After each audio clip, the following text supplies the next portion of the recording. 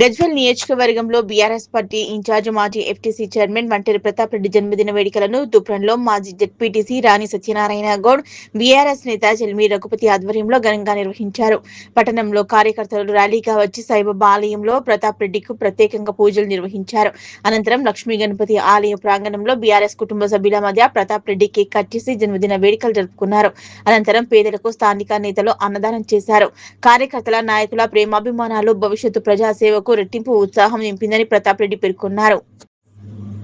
ఈ కార్యక్రమంలో BRS municipal అధ్యక్షులు సతీష్ చారి, మండల అధ్యక్షులు Babul Reddy, municipal vice chairman Samata Kashireddy, కౌన్సిలర్లు చెలిమెల రాములు, జైపాల్ రాథోడ్, బొడ్డు రాధా శ్రీనివాస్, ఐలేష్ యాదవ్, మాజీ ఎంపీపీ హరికృష్ణ, సర్పంచ్లు ఆంజనేయులు గౌడ్, హరీష్ గౌడ్, శ్రీనివాస్, భాస్కర్, నాయకులు కృష్ణారెడ్డి, నరేందర్ రెడ్డి, వెంకట్రామరెడ్డి, చక్రవర్తి, గొర్రె వెంకట్రెడ్డి, ఉమాశంకర్, పోతరాజు, ధనరాజ్, అనిల్, మజీబ్, చంద్రారెడ్డి, మన్నే శ్రీనివాస్, విజయ్, సామల అశోక్, ఉపేందర్, రమేష్, పన్నీర్ రాము తదితరులు పాల్గొన్నారు. ఈరోజు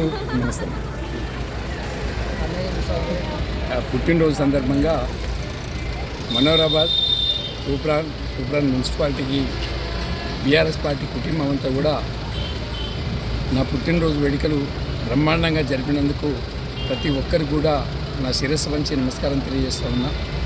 కేసీఆర్ గారు తెలంగాణ రాష్ట్రాన్ని బాగా అభివృద్ధి చేసి తెలంగాణ రాష్ట్రంలో బీఆర్ఎస్ పార్టీకి ఒక గుర్తింపు రావడం వల్ల, తెలంగాణ రాష్ట్రం అంటే కేసీఆర్ అనడం వల్ల, కేసీఆర్ 10 సంవత్సరాల కాలంలో ఎనలేని అభివృద్ధి చేయడం వల్ల తెలంగాణలో పేద ప్రజల యొక్క పేదరికం బాగా తగ్గి ఆర్థికంగా వెసులుబాటు కలిగింది.